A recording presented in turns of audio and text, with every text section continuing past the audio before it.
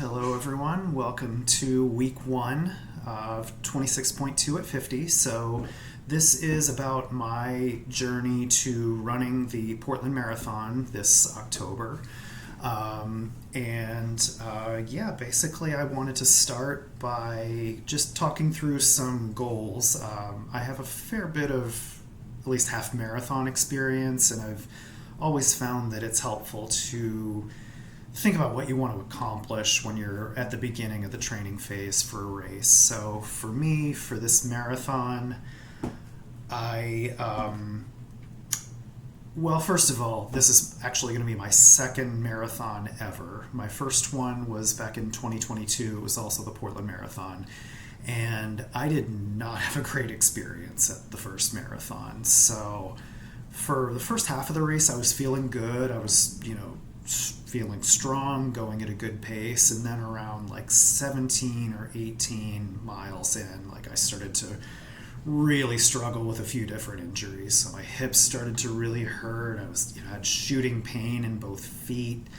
So I ended up walking the last 7 or 8 miles of that race, and it took me about 5.5 hours to finish, and I was just not feeling great at all. So, obvious question, why would I do that to myself again? Well, first of all, I'd say in the last year and a half or so, I've been much more attentive to my health and taking care of my health in general.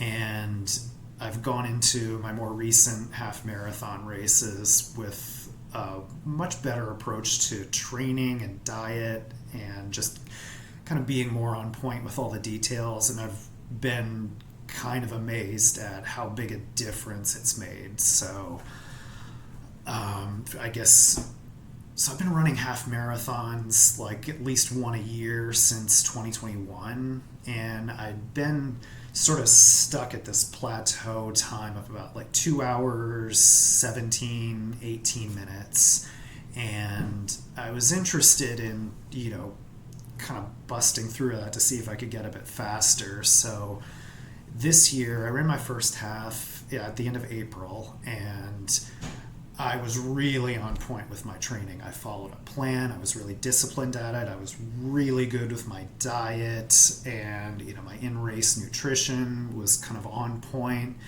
And I got way under that 217 plateau. I finished that race in an hour and 52.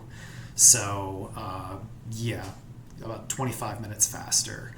And I ran another half marathon actually just yesterday, and I finished that race in an hour and 56. So, I've been really impressed by how big a difference training and preparation can make.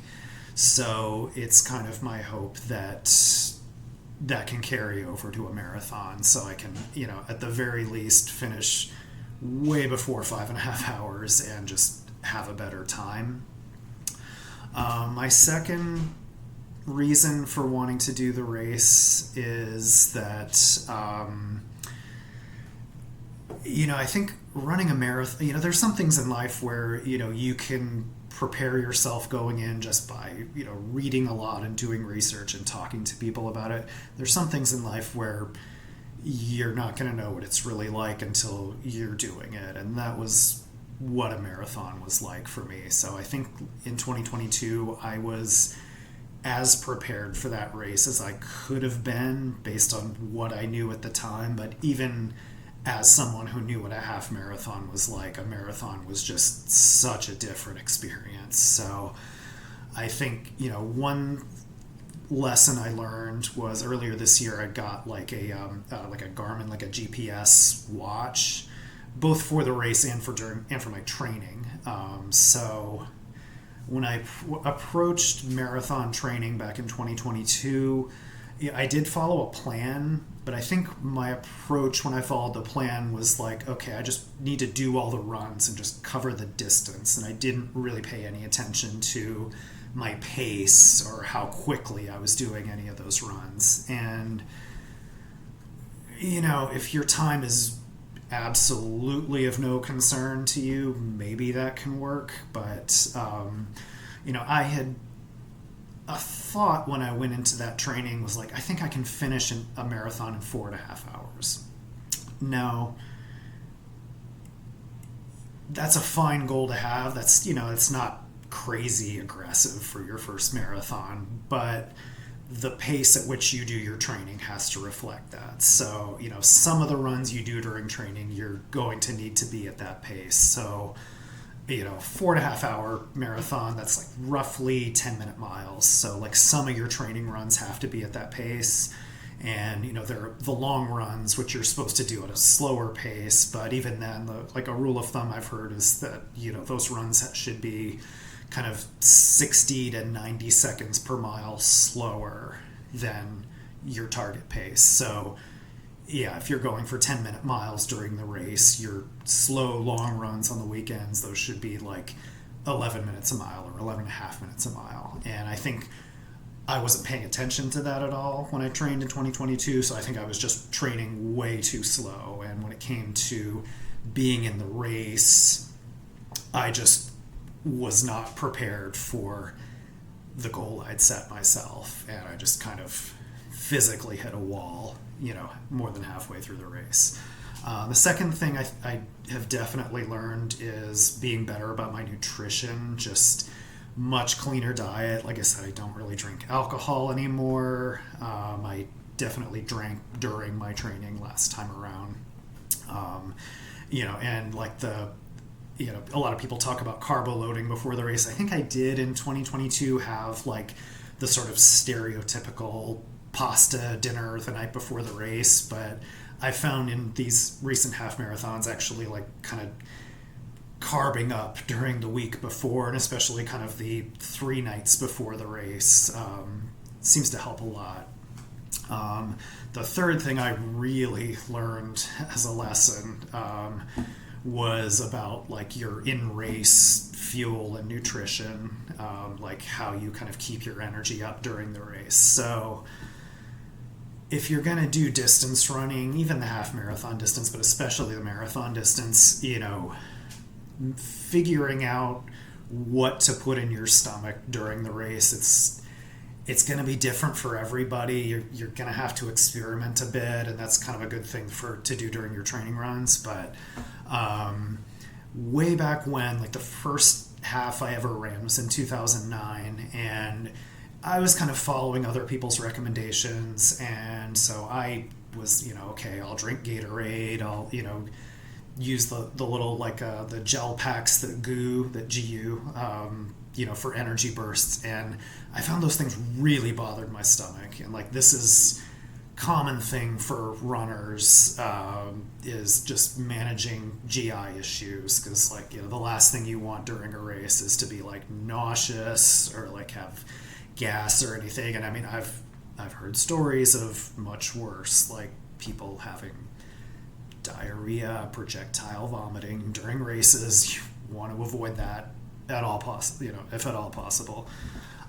So for a long time, I was kind of like, okay, I'm going to do totally the opposite of that. I'm not going to do any of that stuff. So, I would often like I'd have like a Camelback, with a backpack with a big water reservoir, and I would just have water in there, like no sport drink of any kind. And, in my half marathons, I wouldn't take any sort of like, carb, gel or gummy or anything like that.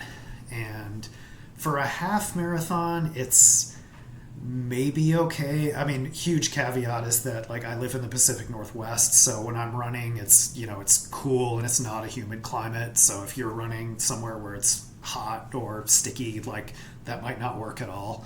But even running the half marathon, like, again, this year, these 2 races I've done this year, I've had like kind of a, sport drink mixed in with my water that I'm carrying with me. And I've had like gummies for like a burst of energy throughout the race.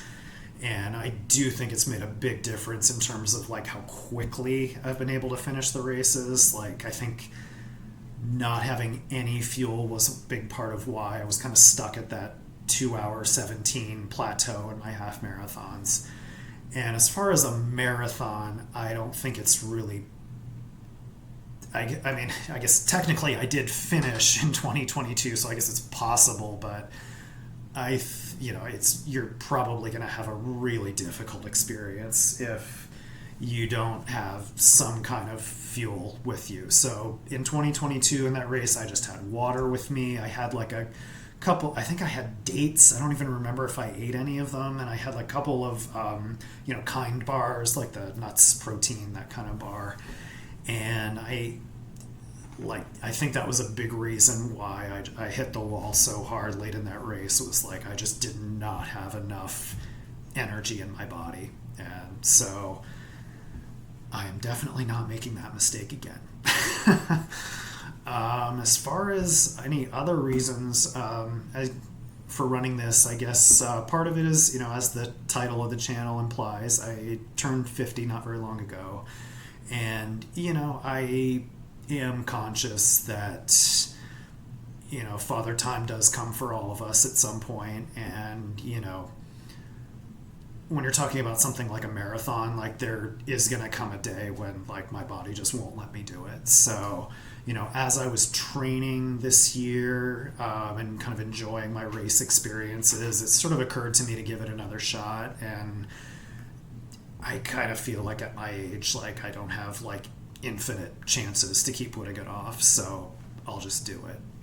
So yeah, I am signed up to run this race in October. I'm following an 18-week training plan, so I actually start Tuesday, right at it. So the plan is the Intermediate 1 plan by Hal Hegden. I'm assuming I can leave a link to that on this channel somewhere, so I'll figure that out. But this week I will be doing I think 3 miles Tuesday and Thursday, 5 on Wednesday, and then next weekend I'll be doing 5 miles at pace and then an 8-mile slow run. So getting started with it. So thank you for watching. I would love it if you'd subscribe, but otherwise I will be around to talk about this stuff this summer. Thanks very much. Bye-bye.